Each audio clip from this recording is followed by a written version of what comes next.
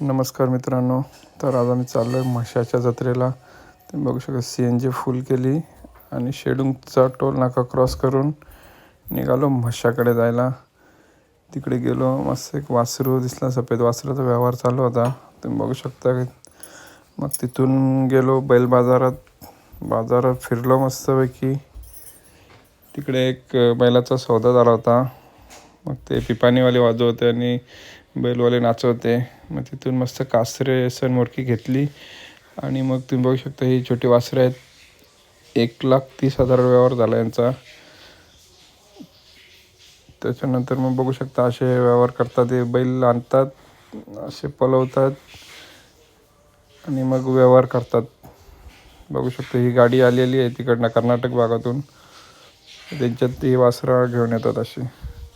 मग पुढे गेलो बाजारात, हे उखाले आहेत, त्याच्यानंतर चोपणा आहे.